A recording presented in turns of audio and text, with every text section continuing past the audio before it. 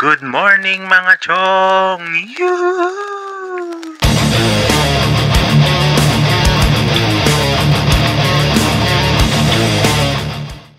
So, eto na ang mga kaganapan sa aking exhibit sa Manila Clock Tower Museum. Ayos!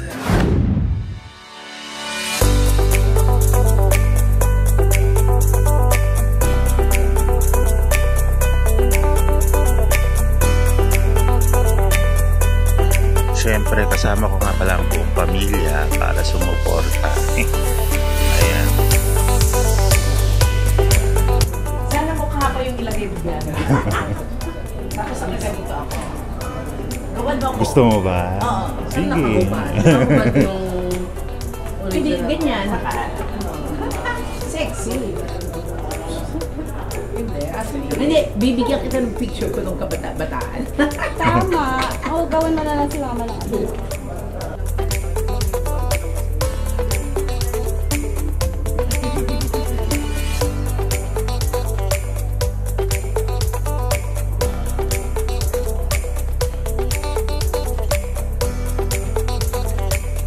So, syempre pagdating, inuna muna namin mag-tour para makalibot ang mga bata. So, ayan, meron din kasi ako sa 5th floor, so pinuntahan namin yan. Ayan, yung ibang painting ko, hindi na kasi sa baba eh. Tapos, ayan, si Beryl, picture-picture. Tapos, pumunta kami sa taas pa, sa may orasan mismo, no? So, yun, pinakita ko sa kanila. Tapos, dun, umakit kami sa pinakatuktok ng clock tower. Yan, tapos doon kami nag-picture-picture, no? Tapos, mababa na kami at magsa-start na ang opening show. Ayos. Before we start the opening of the exhibit, we have a very special performance. We call on Mr. Jimmy Cho for his special song for our exhibit. It's funny how you know how I feel. I hope you're all feeling good. I hope you're all feeling good today. That's really good time for you. Welcome to the Manila Clock Tower Museum formal launch of the 5 new and incredible exhibits: Kultura, Bayan Ko, Hiraya, Tintig Sining, and Pinagpala. We are celebrating Araw ng Maynila, Independence Day, and of course, the birth anniversary of Dr. Jose Rizal, making our exhibits launch for this month extra special. So, bilang isa rin pong alagad ng sining, saksi po ako sa hirap at pagod na inyong pinagdadaanan upang makabuo ng mga kamanghamangang artists. The Filipinos are a truly gifted people. I think of the very creation with the good Lord, the divine creator, was dispensing the gift of creativity and imagination. The Filipinos were on the front row. And therefore, we are in the gifted position of receiving all the bounty of man's imagination. This exhibition is a great legacy for the future Filipinos, of the future of course, especially addressed to the millennials and the Gen Z kids. They're kids to us, of course. But they will be the ones who will carry forward the legacy of Batula and Panginoon. Let us welcome the masters behind Kultura, Mr. Raul Isidro, Mr. Julio Gala, and Mr. Agosto Santiago.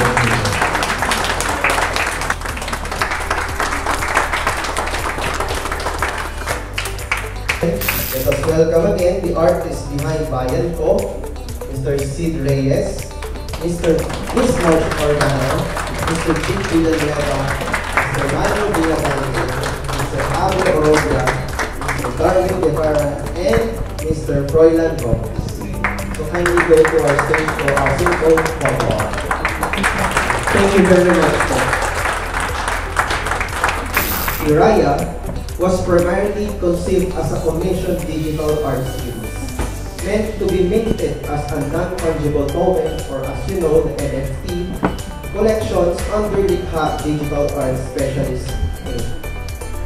Pervasive and perhaps subversive, the multidisciplinary artist behind Hiraya traveled through Philippine history, reimagining our country's heroic figures through the canvas of some of the classical art masters, magnum opuses, and desiring to pay homage to our nation's iconic figures in a radical but nonetheless befitting fashion. So ladies and gentlemen, let us all welcome Hiraya's mastermind, Jimmy Wiki Aniceto Jr.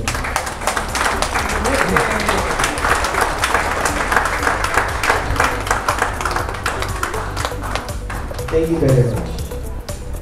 Let us all welcome our beloved Paete artist, beginning with its headliner, Maestro Manuel Valdemor, together with Doc Humphrey Valdemor, Mr. Bayani Akala, Mr. Caroline Tagahastian, Ms. Carmen Valdemor, Mr. Emerson Valdemor, Dr. Ming Madridos, Ms. Carmela Valdemor, Mr. Keith Valdemor, and Mr. Richie Pagaman.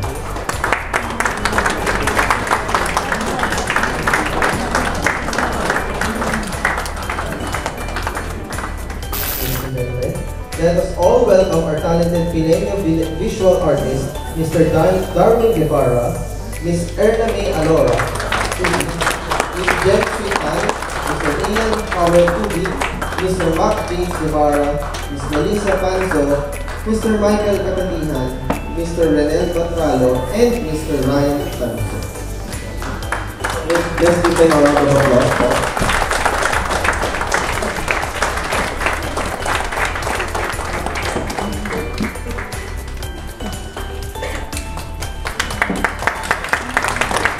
Thank you very much. Amin po sa Mindanao, kailangan nandito din kami kasi gusto namin matutulong sa inyo at gusto din namin na may share yung aming mga kwento. Kaya tayo po magkakapatid sa sini. Hopefully kung bayan natin na gumagawa po ng sini, baka mas mapaganda natin ang bayan natin. There was a saying that a painting teaches 1,000 lessons.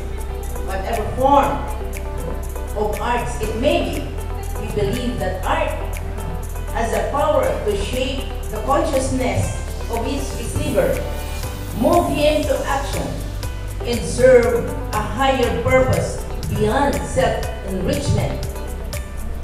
Art always has the power to educate. The culture will always be the main life force of an nation. There is hope because there are leaders who truly care for people, for planet, for peace, for equitable prosperity. Ito po ay tahanan ng lahat ng artists sa buong Pilipinas. Kaya po tanggap po kayo ng mga artists na gustong ipakita ang kanilang mga obra sa lahat ng kabataan dito sa ating bansa. Now for the photo op, we will request the artists of the 5 exhibits to join our guests of honor and City of Manila officials at the staircase for a photo opportunity. And now, let us proceed with the cutting of ribbon to officially open the June-July 2024 exhibits Kultura, Bayan Ko, Hiraya, Pinagpala, and Tintig Sining on the count of 3, 2, 1.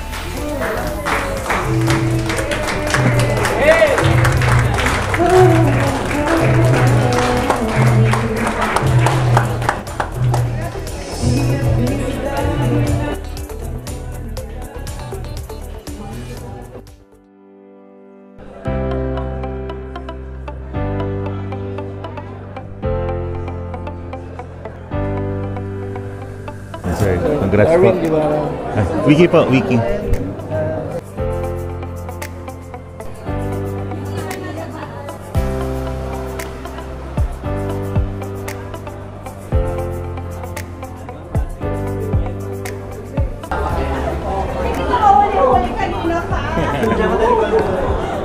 Ay, Ito si Mickey, siyang gumawa nito.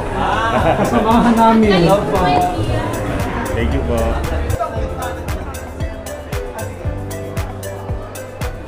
Captain, halika. Captain. Si Mickey, siyang gumawa nito. Oo. Wala ka pang painting yan. Yan, oh. Pakuha sa ano. Thank you po. Thank you po.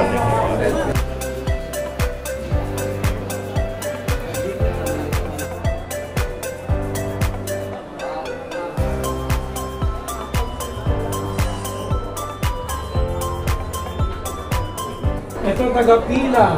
Ito si Mickey. Ay po. Hello po. Artist din siya. Congrats, congrats Len.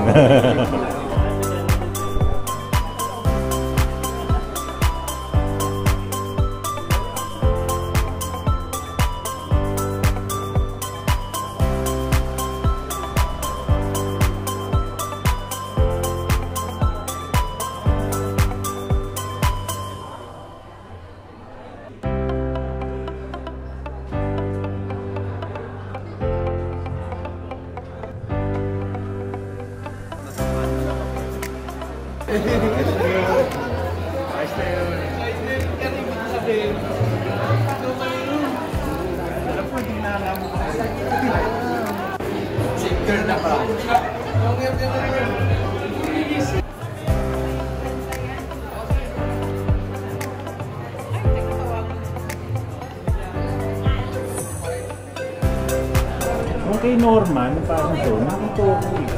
Di ba anak mo model doon? Oo. Dito kami yung nag-organize nun eh. Sayang eh, wala kayo. Nasa US ka daw nun. Nasa US ako. Wala ko, hindi mo na maalala yung dati eh. Nang makita ka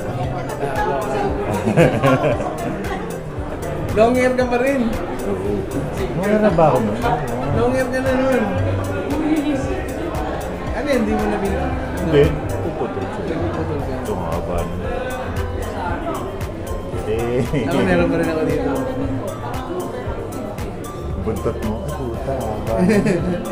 Kahit nung may buhok mo, hindi pinutol. Pero ano, nagputol ako isang beses. Ito pangalawa na to. Tinatago mo lang talaga. Simula nung ano? Kasi mahaba. Tagal na to. Simula pa naman. Oh? Di ba magkakasama tayo? Pag-alis ko, pinaba ko na. Tagal na nun. Tagal na. Tapos pinutol ko lang yung panahon ng Rosario. Oo. Tapos may ginawa akong pelikula ulit. Ano, kay Eric Mati pinaba ko. Ang angas sa mga imagination.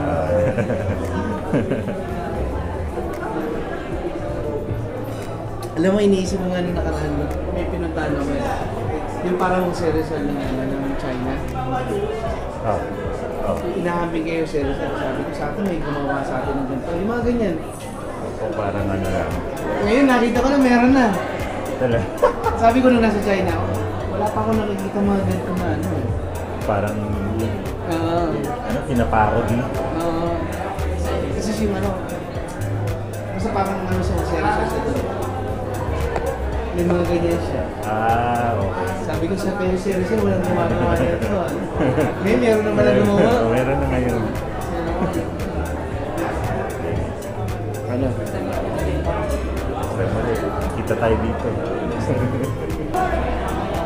Galing 1998 pa yun eh. Sa atin? Hindi ko maalala eh. Basta yun. Nandun pa si Wawi, di ba? 1998. Nalpili yun. Nalpili. Hindi ko 1998 pa yun. Hindi ko pa nag-artista dun. But ano, workshop pa lang ako. Oo, yun pa lang. Ito. Ano? Oo, sige. Speak. Alam, ilang dekada na yun, oh. Pero di ka pa rin nagbabago, ah. Ikaw rin, guys. Siya. Hindi pa kisa. Oo.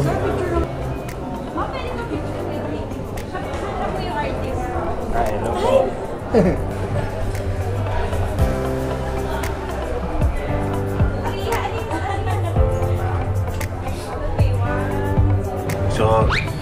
So yun na nga, no? Maraming salamat sa lahat na pumunta sa exhibit, sa mga nagpa-picture sa akin.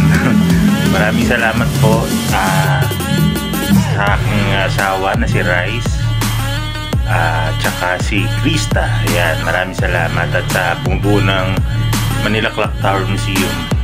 Buhay kayo. Ayos.